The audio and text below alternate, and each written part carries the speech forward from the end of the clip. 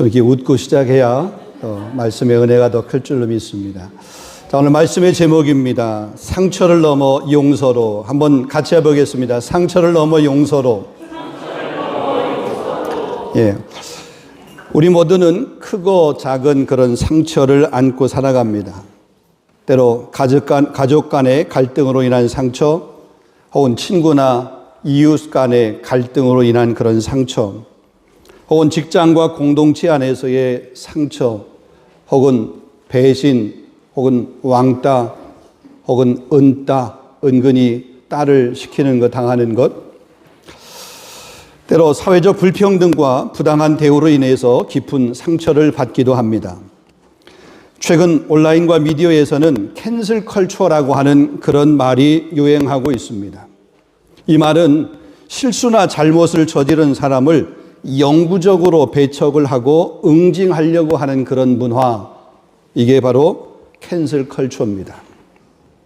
인터넷이나 소셜미디어의 확산으로 인해서 개인의 실수가 순식간에 대중적인 논란이 되기도 하고, 또 그로 인해서 한 번의 실수로 사회적으로 매장이 되기도 쉽고, 회복과 용서의 기회를 차단하는 그런 경향들이 많이 있습니다.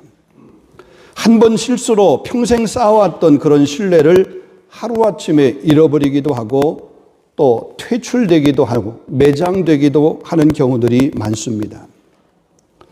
실상 많은 사람들이 용서 이렇게 용서를 말하지만 정작 상처를 넘어서 용서로 나아가는 그런 경우는 그리 쉽지 않고 많지 않은 것을 보게 됩니다. 여러분, 이렇게 용서가 어려운 이유는 많은 현대인들이 개인의 감정과 권리를 우선시하는 그런 사회 분위기 안에서 살다 보니까 용서하는 것보다는 그냥 보복하는 것, 아니 용서하는 것보다는 그냥 단절하는 것, 용서하는 것보다는 그냥 응징하는 것, 이런 것들을 더 쉽게 그냥 선택을 하는 거죠. 그냥 쉽게 말해서 안 보면 되지 뭐. 내가 저 사람 때문에 뭐 이렇게 스트레스 받을 일이 있어? 골치 아플 일이 있어? 그냥 안 보면 돼. 그냥 레세 동배 그냥 무시하는 거죠. 이런 경향들이 있는 거죠. 용서하려고 그러면 인내가 필요합니다. 시간이 필요합니다. 그런데 현대인들은 빠른 결과를 원하기 때문에 기다리지를 못합니다. 인내하지를 못합니다. 그래서 그냥 쉽게 관계를 끊는 것, 무시하는 것, 단절하는 것, 그런 것을 선택을 하는 그런 모습이죠. 그런데 성경은 우리에게 그것을 말씀하고 있지 않습니다. 그런 선택, 그런 삶을 우리에게 말씀하고 있지 않습니다. 성경은 상처를 넘어 용서를 말씀하고 있습니다. 자, 그렇다면 우리가 어떻게 상처를 넘어 용서의 자리로 나아갈 수 있을까? 오늘 이 요셉의 삶을 통해서 우리가 한번 그 답을 함께 찾고 우리도 상처를 넘어 용서의 삶을 살아내는 그런 주인공이 될 수 있기를 주님의 이름으로 축원합니다. 첫 번째로 보면 요셉은 받은 은혜로 용서를 실천하는 그런 삶을 살았습니다. 요셉은 아버지 야곱의 사랑을 받았지만 형들의 질투로 인해서 이스마엘 상인에게 은 20에 팔렸습니다. 이로 인해서 애굽에서 종으로 노예로 그렇게 살게 되었습니다. 노예가 된 그는 보디발 집에서 성실하게 일하였지만 또 억울한 누명을 쓰고 다시 감옥에 갇히게 됩니다. 감옥에서도 하나님을 의지하여 술 맡은 관원장과 떡 굽는 간원장의 꿈을 해석해 주었지만 그도 잊혀진 채 2년이라고 하는 그런 시간을 또 힘들게 보내야만 됐습니다. 그러나 하나님의 때에 바로의 꿈을 해석하게 되었고 그로 말미암아 결국은 애굽의 총리까지 이르게 되는 그런 은혜를 누리게 되었습니다. 세월이 흘렀습니다. 기근이 찾아오자 요셉의 형들이 이제 애굽에 쌀을 구하기 위해서, 식량을 구하기 위해서 애굽으로 내려와서 요셉을 만나게 됩니다. 요셉은 그들이 자기의 형제인 것을 알아보았지만 그 형들은 그가 요셉이라는 사실을 전혀 알지를 못했습니다. 여러분, 오랜 시간이 흘렀지만 형들을 만난 순간 요셉의 그 가슴 속에는 깊은 감정이 요동쳤을 것입니다. 자신을 죽이려고 했던 형들입니다. 형들 때문에 아버지의 곁을 떠나야만 됐습니다. 형들 때문에 노예로 팔려가게 되는 그런 억울한 삶을 살아야 됐습니다. 고향을 떠나야 했습니다. 상처가 올라왔을 것입니다. 복수하고 싶은 마음이 있었을 것입니다. 그런데 요셉은 복수를 선택하지 않았습니다. 형들을 용서했습니다. 원망을 넘어서 하나님의 섭리를 깨닫고 그들을 용서한 거죠. 즉, 요셉의 용서는 하나님의 섭리를 깨닫는 용서였습니다. 요셉은 자신의 인생을 하나님의 계획 속에서 해석을 했습니다. 그는 그 형제들의 악행마저도 하나님께서 허락하신 과정임을 그가 깨달은 거죠. 자기를 그렇게 힘들게 했던, 자기를 고생스럽게 했던, 아니 자기를 팔았던 그 형들, 그것도 하나님의 입장에서 혹은 하나님의 허락하신 과정으로 생각을 합니다. 마치 시므이가 자신을 욕하고 있는 그 모습을 보면서 다윗이 냅둬라. 하나님께서 저를 통해서 나를 책망하는지 어찌 알겠느냐? 그러면서 그 시므이의 그 원망을, 시므이의 그 저주를 하나님의 계획 안에서 해석했던 다윗과 같은 거죠. 자, 그것이 오늘 본문 20절 말씀에 이렇게 말합니다. 당신들은 나를 해하려 하였으나 하나님은 그것을 선으로 바꾸사 많은 백성의 생명을 구원하게 하셨느니라. 사람들은 악한 마음으로 해를 끼치려고 했지만 하나님은 그것조차도 선을 이루는 도구로 사용하신다고 하는 것을 보여주는 그런 말씀입니다. 인간이 아무리 악할지라도, 아니 악한 일을 저질렀어도 하나님의 계획을 막을 수는 없음을 보여주는 그런 말씀이죠. 인간의 악한 의도와 하나님의 주권전 섭리와의 차이를 강조하는 그런 말씀입니다. 요셉은 그것을 깨달은 겁니다. 그래서 그것을 실천한 겁니다. 형들은 시기와 미움으로 인해서 요셉을 죽이려고 했고 결국 애굽의 노예로 팔았잖아요. 그러나 하나님은 그 사건을 통해서 요셉을 애굽의 총리로 그렇게 세우셨고 기근 속에서 많은 사람들의 생명을 구원하는 통로로 그를 사용하셨어요. 요셉이 애굽에 내려가는 일이 없었다면, 그 애굽에 내려가는 것은 자의적으로 자신이 선택해서 결정한 그런 결정이 아니었고 형들에 의해서 억지로 떠밀려서, 아니 팔려서 죽음의 그 고비를 넘기면서 간 그 애굽이지만 하나님께서는 그것도, 그 길도 애굽을 총리로 세우는 하나님의 계획으로, 하나님의 섭리로 그렇게 바꾸었다는 겁니다. 평생 종으로 살아야 하는데 하나님이 총리로 세운 거죠. 인간은 죄로 인해서 악을 행할 수밖에 없지만 하나님은 때로 그러한 악조차도 당신의 선한 목적을 이루는 도구로 사용하신다는 겁니다. 그렇다고 해서 우리가 악을 그냥 행하라 이런 의미가 아닙니다. 설령 우리가 악한 행위를 했다 할지라도 하나님께서 우리를 다시 빚으시고 다시 세우셔서 하나님의 섭리 안에서 하나님의 도구로 사용할 수 있다는 거죠. 우리가 우리의 행위 때문에, 우리 지난날의 행위 때문에, 지난날의 삶 때문에 하나님 앞에 쓰임받지 못할 일이 없는 거예요. 하나님이 쓰시려고 하시면 마른 막대기 만도 못한 우리 인생이지만 하나님이 사용하시는 거죠. 그것을 바울은 로마서 8장 28절 말씀에 이렇게 말합니다. 하나님을 사랑하는 자, 곧 그 뜻대로 부르심을 입은 자들에게는 모든 것이 합력하여 선을 이루느니라. 할렐루야.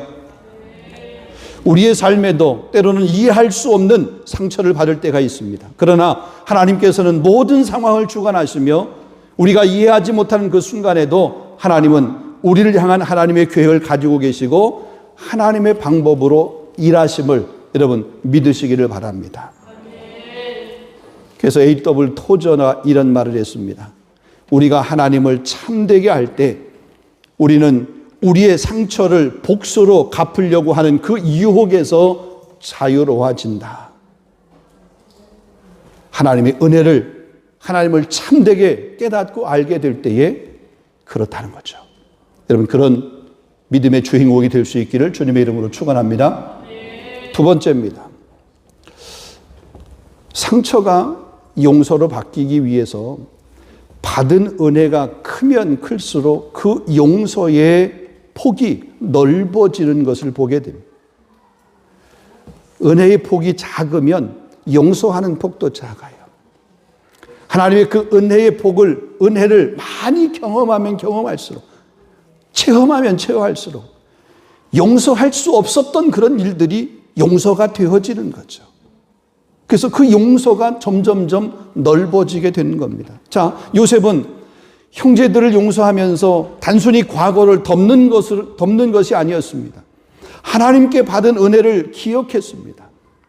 그는 자신이 애굽의 총리가 되기까지 그 모든 과정을 통해서 하나님의 선하심과 인도하심을 경험했습니다. 자신이 걸어온 그 길을 뒤돌아볼 때에 고난 속에서도 힘듦 속에서도 하나님께서 끊임없이 함께 하셨음을 그가 깨달은 거죠. 순간은 하나님이 함께 하시지 않는 것 같았어요. 억울하게 누명을 쓰고 감옥에 들어갈 때는 하나님 어찌 이럴 수 있습니까? 때로 순간 그렇게 부르짖고 그렇게 외쳤을 수도 있습니다. 그런데 지나고 나서 보니까 그 모든 것도 하나님의 계획 안에 있었던 하나님의 섭리라고 하는 것을 그가 깨닫게 된 거죠. 그래서 지나고 보니까 잃은 것보다 얻은 것이 더 많다. 얻은 것이 더 크다. 이걸 깨닫게 된 것입니다. 여러분, 요셉이 잃은 것이 무엇입니까? 요셉은 가족을 잃었습니다. 자유를 잃었습니다. 때론 명예를 잃었습니다. 젊은 날의 그 시간을 잃었습니다. 근데 반면에 요셉이 얻은 것은 무엇입니까? 하나님의 인도하심을 얻었습니다. 애굽의 총리가 되는 영광을 얻었습니다. 하나님의 섭리를 깨닫게 되는 그런 마음을 얻었습니다. 수많은 사람들을 살리는 그런 사명을 그가 얻었습니다. 나중에는 형제들과 화해하게 되었고 상처를 넘어서 용서할 수 있는 그런 넉넉한 마음을 그가 얻은 거죠. 잃은 것보다 얻은 것이 더 많고 얻은 것이 더 큰 것을 보게 됩니다. 우리도 삶에서 많은 것을 잃었다고 생각할 수가 있습니다. 하지만 하나님의 시선으로 보게 되면 잃은 것보다 얻은 것이 훨씬 더 많습니다. 근데 우리는 그 잃은 것, 그것만 생각하고 있는 거예요. 그것만 기억하고 있는 거예요. 받은 것에 대해서 생각을 잘 안 해요. 받은 것을 기억하지 못해요. 그래서 이것도 저것도 불만이야, 불평이야. 예배의 자리에 왔지만 여전히 잃은 것만 생각을 해. 받은 거를 생각을 해야 되는 거예요. 그래야 하나님 앞에 감사도 할 텐데 감사가 없는 건 왜? 잃은 것만 기억하니까 그래요. 힘들었던 것만 생각하니까 그래요. 힘든 시간 가운데서도 하나님께서 지나오게 하신 것, 어려움 가운데도 그 어려움을 건너게 하신 것, 아픔 가운데도 그 아픔을 이기게 하신 것 생각하면 얼마나 감사해요.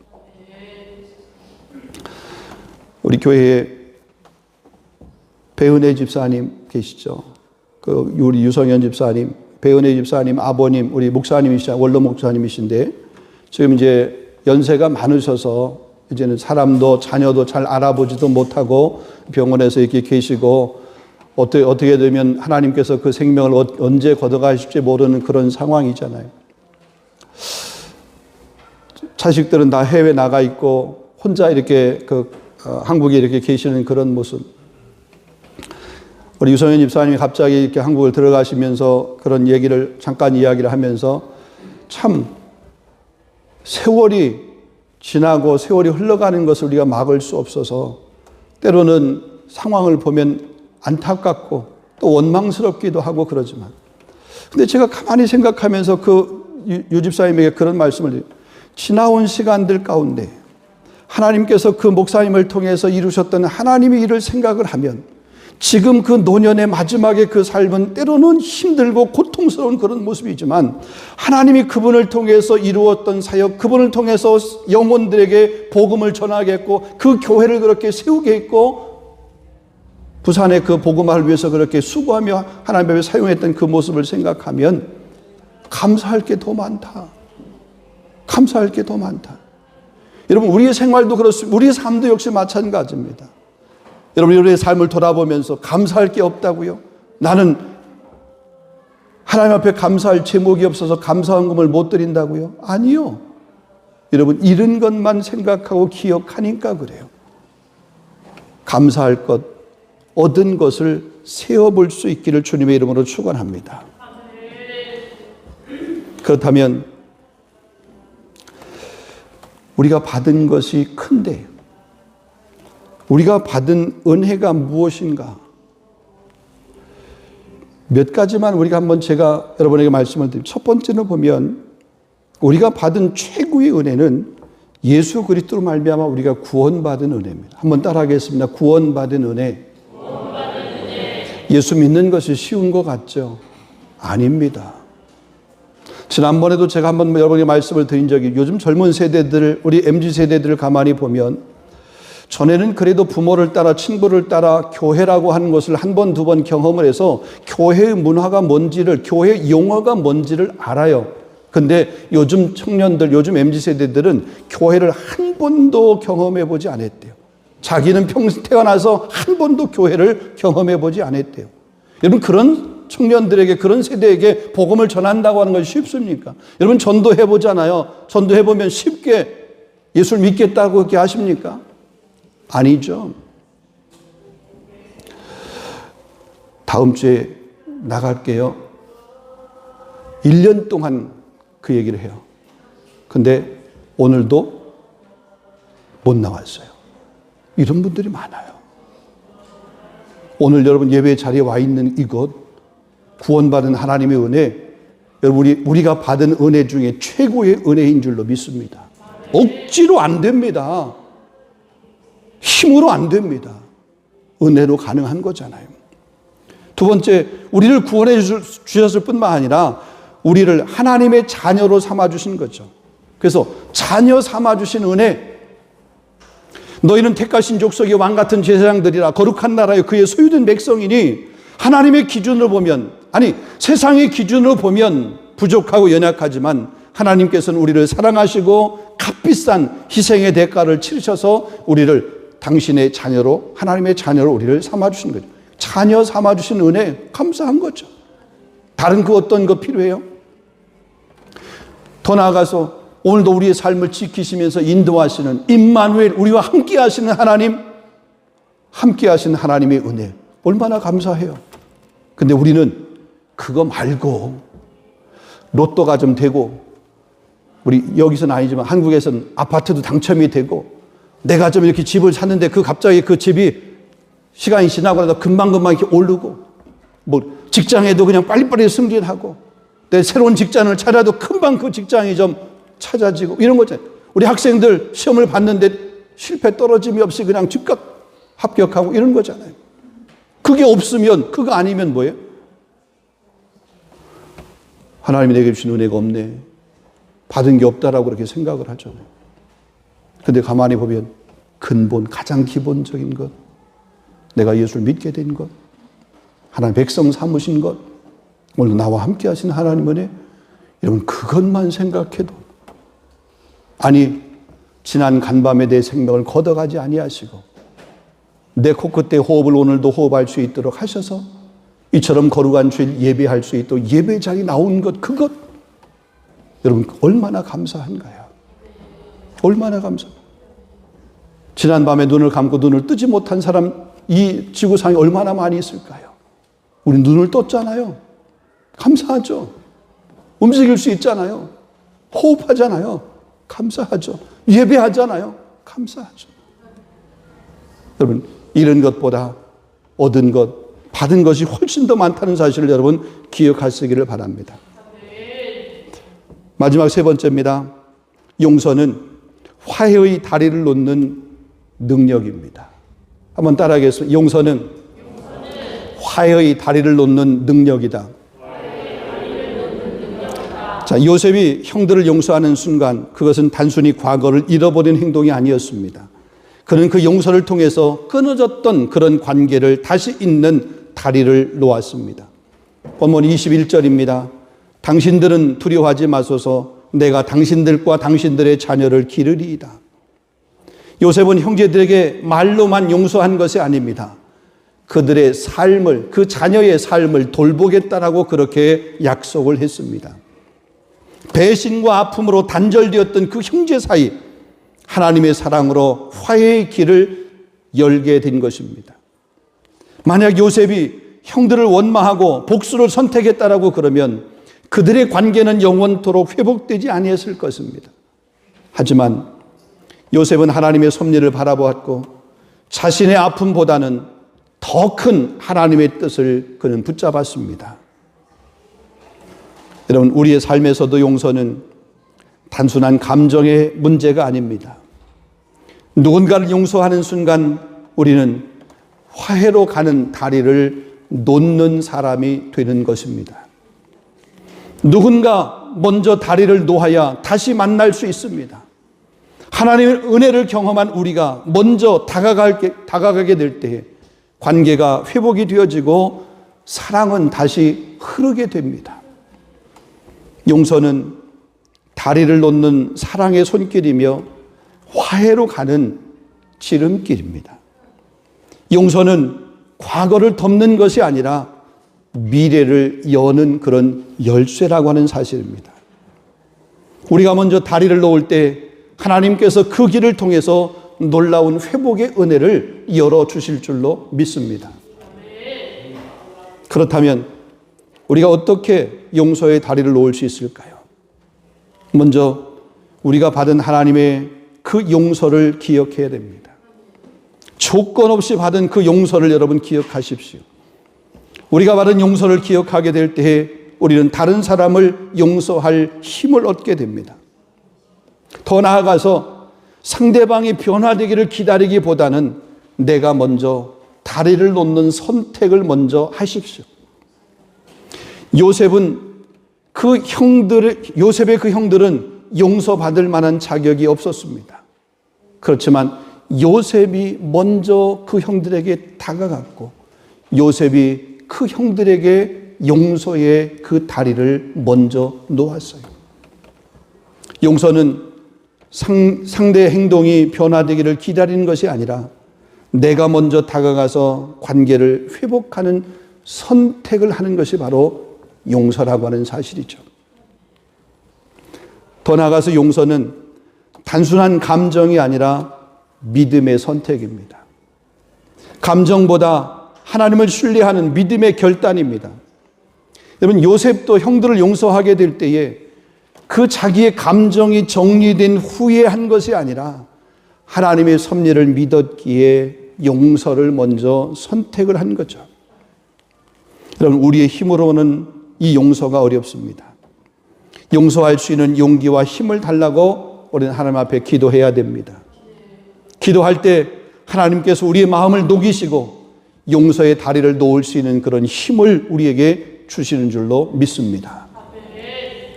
말씀을 맺겠습니다. 여러분, 네덜란드 출신으로 나치 수용소에서 가족을 잃고도 용서를 실천했던 코리 텐 붐이라고 하는 여사의 시가 있는데 용서라고 하는 시입니다. 내 마음 깊은 곳에 잊을 수 없는 상처가 있습니다. 그것은 너무 깊어서 때로 내 영혼을 아프게 합니다. 그러나 주님, 당신의 사랑이 내게 임할 때 그 상처가 치유됨을 느낍니다. 미워했던 마음이 사라지고 그 자리에 평안이 찾아옵니다. 용서는 내가 할 수 없는 일입니다. 하지만 주님이 내게 그 힘을 주십니다. 그래서 나는 용서합니다. 내게 상처 준 이를 위해 기도할 때, 그의 영혼을 축복할 때 내가 먼저 자유케 됩니다. 주님, 나를 용서하신 것처럼 나도 용서하게 하소서. 그 사랑의 능력으로 모든 상처를 녹여 주소서.